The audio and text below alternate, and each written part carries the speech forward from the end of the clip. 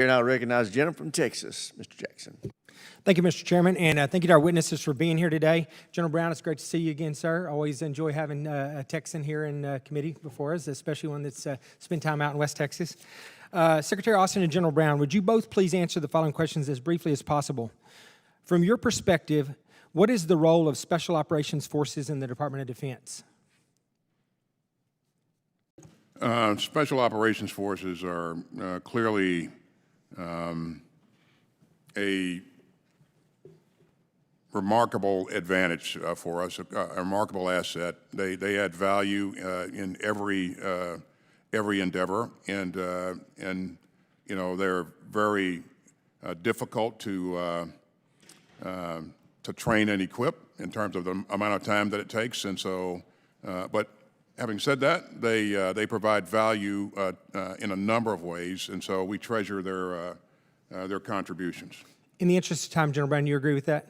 I do. Okay.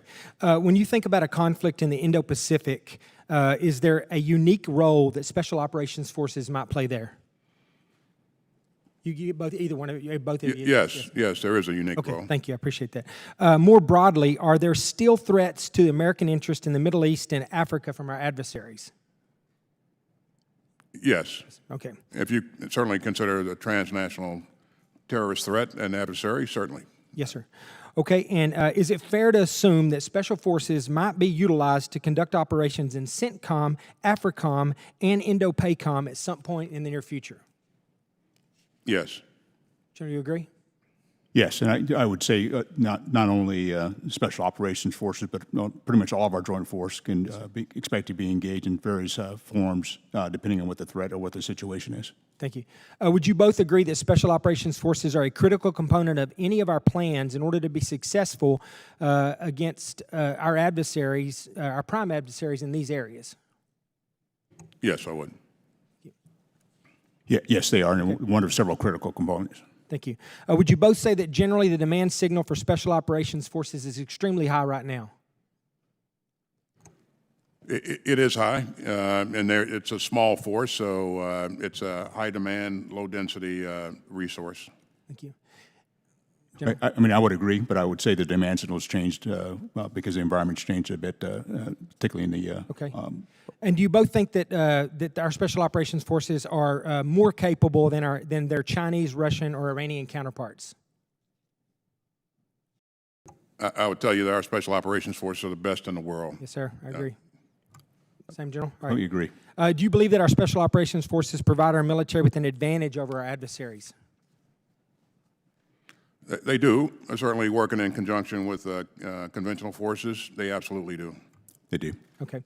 Personally, I believe that our Special Forces, like you stated, are the most skilled operators in the world and provide one of the greatest advantages when we look at possible future conflicts. Unfortunately, there are proposals out there right now that are looking to cut thousands of personnel from Special Operations community, and I personally believe that this is a huge mistake. I understand the budget realities that we're facing, but if we're going to be looking for ways to pay the bills in the department, surely we can find better options out there than intentionally degrading our Special Operations capability. I would urge each of you and my colleagues here on the committee that cutting Special Operations is not the answer, that we need to ensure that our Special Operations Forces capability is adequately resourced and supported. So I just wanted to go on the record saying that.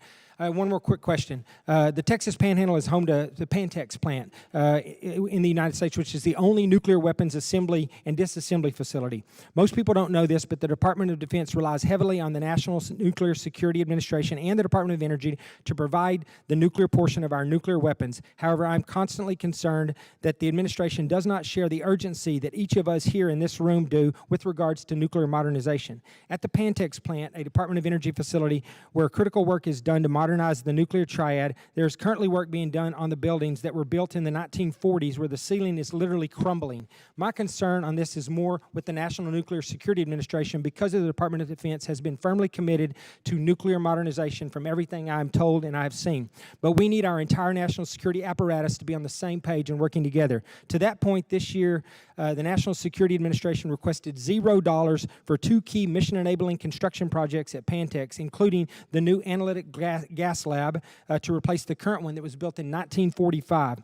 We spend all of our time talking about modernization and quality of life issues, but there appears to be somewhat of a disconnect between the Department of Defense and the rest of the executive branch when it comes to these key investments for nuclear modernization.